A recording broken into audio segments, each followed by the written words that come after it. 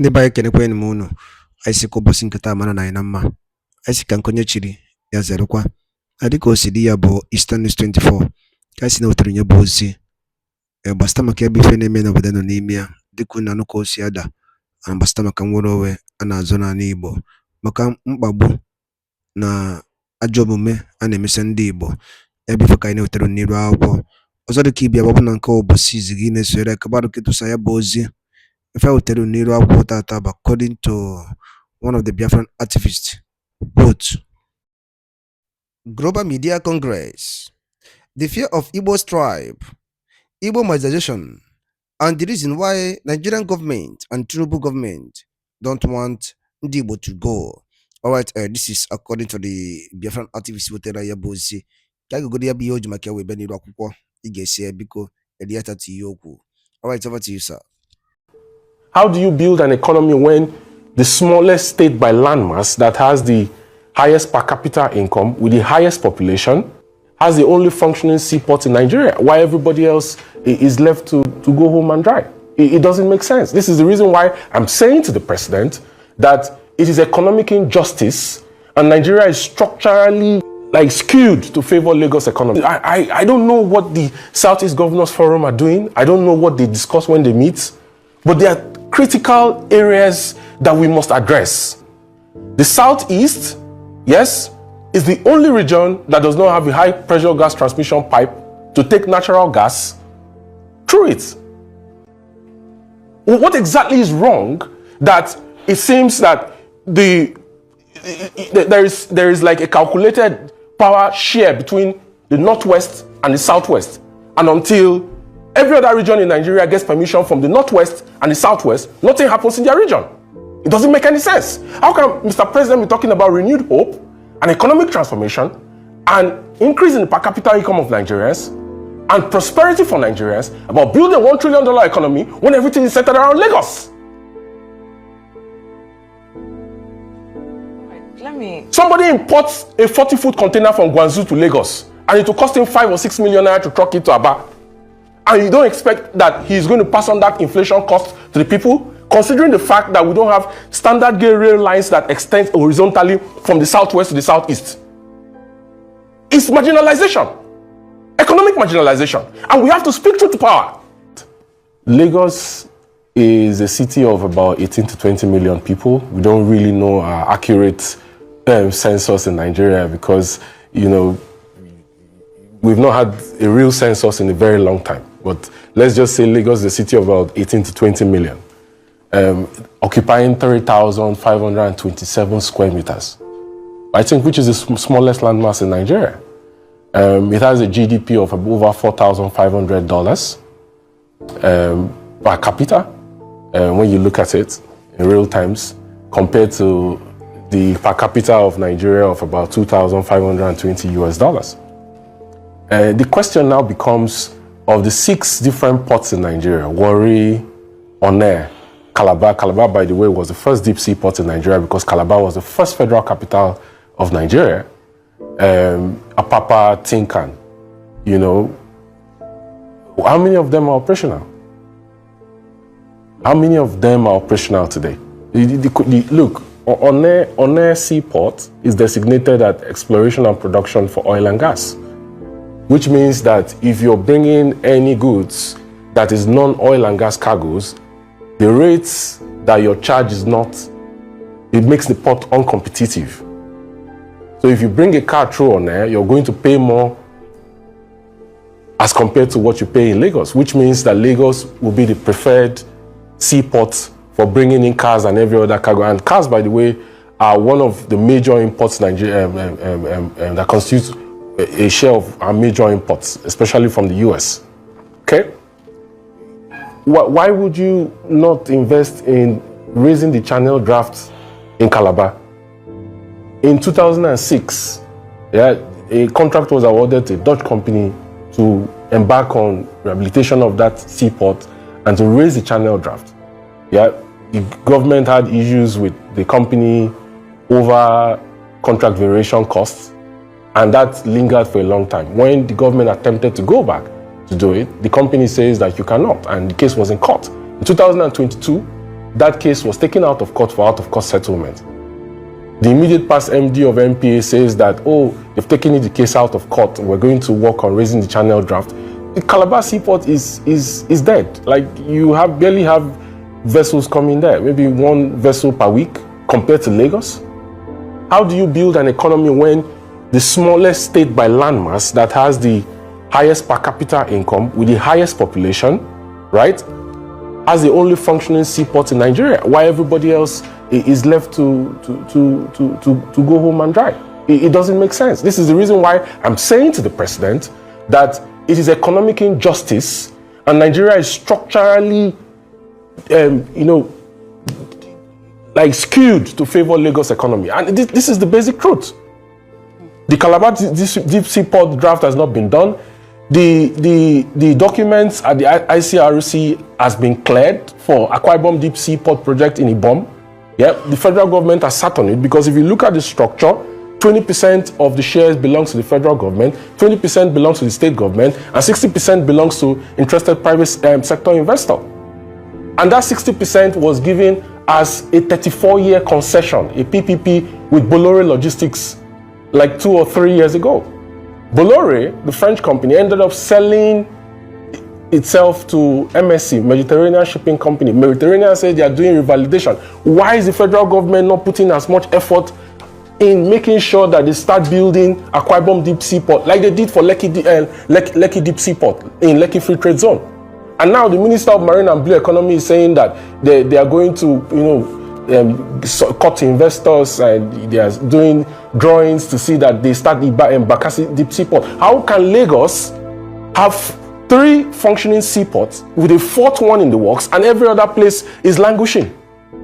How do you build an economy when everything is centered around Lagos? Is it because the Lagos establishment is afraid that if there is an operational seaport in the eastern maritime flank, which geographically is better for maritime operations, you're going to have diversion of port operations from the southeast, the south-south, the northeast to Akwa Ibom? Is it because they're afraid of revenue losses? It doesn't make any sense. We have to say the truth to power. All right. Kevin, you're right. We have to say the truth to power. And thank you for doing that as well. And, yesterday you put out a series of tweets highlighting these issues regarding the Calabar seaport. But you also stated in your tweet about the fact that the southeast is the only region in the whole of Nigeria that doesn't have a high pressure transmission pipe for gas running through it. I'd love for you to highlight that as well. And now you've asked the federal government to decentralize port operations to the eastern maritime corridor, so that the southeast and the northeast can benefit. Now, why do you believe that this has been so difficult to achieve? Oji, it's interesting you ask this question, and the reason I don't know what the Southeast Governors Forum are doing. I don't know what they discuss when they meet, but there are critical areas that we must address, and we must bring to the table as soon as possible. The Southeast, yes, is the only region that does not have a high pressure gas transmission pipe to take natural gas through it. You have the AKK, the Ajaokuta, Abuja, Kaduna, Kano. There is a second phase of that AKK that goes to Gausu in Zamfara. Now, in that AKK, you have pressure metering and reduction stations in Gwagwalada for Abuja. You have in Kaduna, you have in Kano. And then you're also going to have in Gausu when the second phase starts. That AKK is what the government hopes to extend for transnational gas pipeline through Niger Republic to Algeria, even if I don't think that will be feasible because of the lack of diplomatic relationship between Niger Republic and the Nigerian government in Abuja.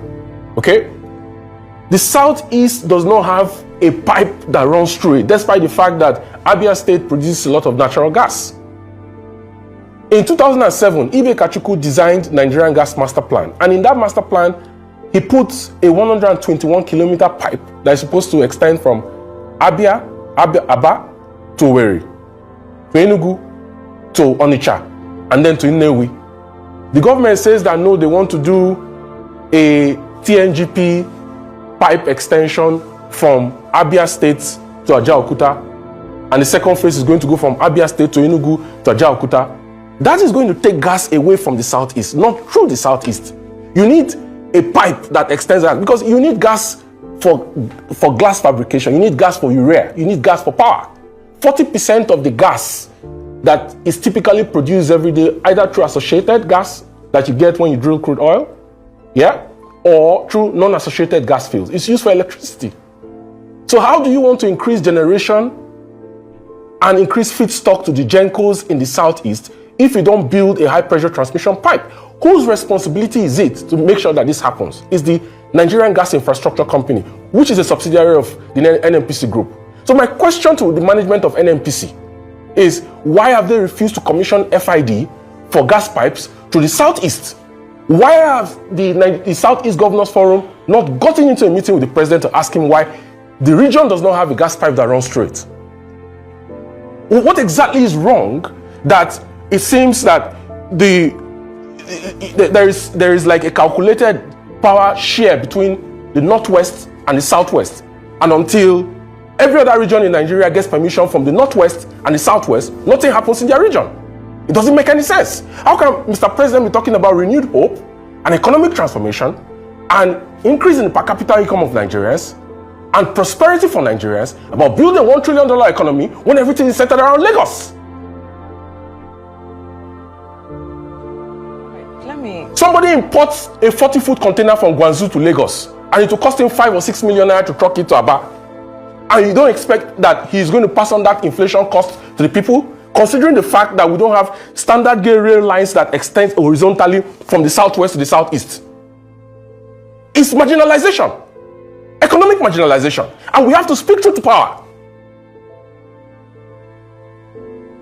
All right, then if I can come in here, Mr. Kevin, and you have touched on very salient points this morning. But if we focus on how to decentralize these port operations, with port activities concentrated in Lagos, Nigeria is still facing issues of congestion, of inefficiency, and like you even said, increased cost of doing business, because at the end of the day, it's the consumer who bears the brunt of what's currently happening. So when we look at why decentralizing the port operations across the country, including strategic seaports like Calabar, One, Warri, remaining a persistent challenge, what are those systemic reforms, what are those infrastructural investments that are necessary to make this decentralization a reality? Chaitan, I'll tell you what, one of the reasons why house rent has been skyrocketing in Lagos, which also contributes to inflation that you have in Lagos, is because demand is higher than supply of houses in Lagos. Lagos is creating, there isn't enough infrastructure to accommodate the population, and that's because you've centralized the entire Nigerian economy. The contribution of Lagos to real GDP is 23%. Lagos State's factor IGR ratio is 22% to 78%, which means 78% IGR, 22% FAC. Lagos State generates 26% equivalent. Lagos generates revenues equal to what 26 states in Nigeria generates. 26 states in Nigeria, which means Lagos is the most viable economy. Okay? If you want to decentralize port operations, I'll give you an example. The proposed capex for the Ibom Deep Seaport is $4.6 billion. The share capital contribution of the federal government is about $920 million. The capital contribution of the Akwa Ibom State government is about $920 million. The capital contribution of the private sector investor, which was Bolore, that got a 34-year concession for the ports to build, operate, and manage, is $2.7 billion. How do you raise financing for the project? Afrexim will gladly put up counterparty funding for this Akwa Ibom State government. Akwa Ibom State government can go to the debt capital markets and raise a state government bond to finance its own share. Akwa Ibom State government has a lot of liquidity because it has 13% derivation. It has a huge share from FAC because it's an oil-producing state. The federal government can also get Afrexim to finance its own side of the capital contribution for the project. These are the kind of projects that the government is supposed to be borrowing for, not to borrow to refinance existing debts, or to borrow to pay salaries, or to borrow to fund the expensive lives of politicians in Abuja. You invest in capital projects that will generate revenue and create jobs for the people and improve their standard of living. So if you're asking me how we can decentralize port operations, I'm giving you a practical example of a seaport in the Eastern Maritime Corridor that can improve trade and can help to decongest Lagos.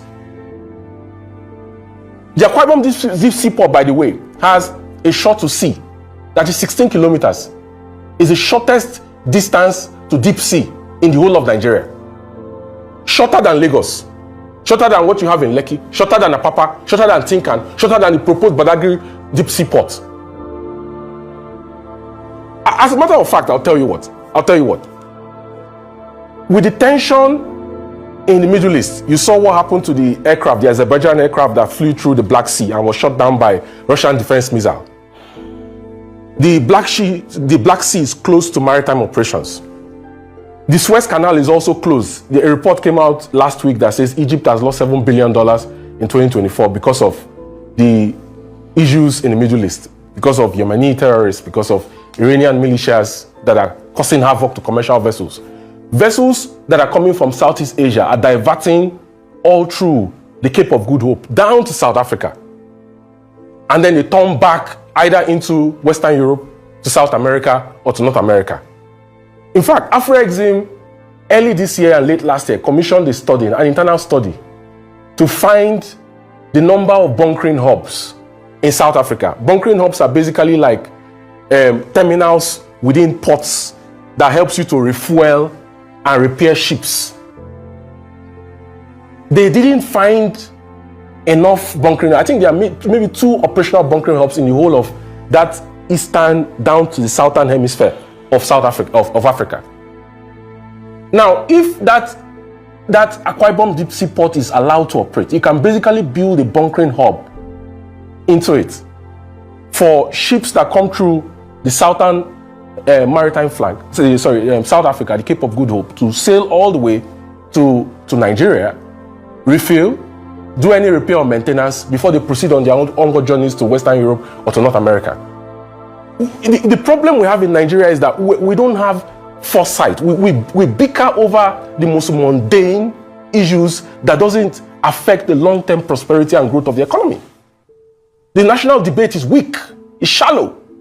There are critical issues we have to handle, and seaport operations is one of them, because you have governors going around telling you, oh, Kogi State got an approval to build an airport. An airport is not as consequential to an economy as a seaport. And if we don't tackle critical infrastructure, we're only going to keep dreaming and wishing.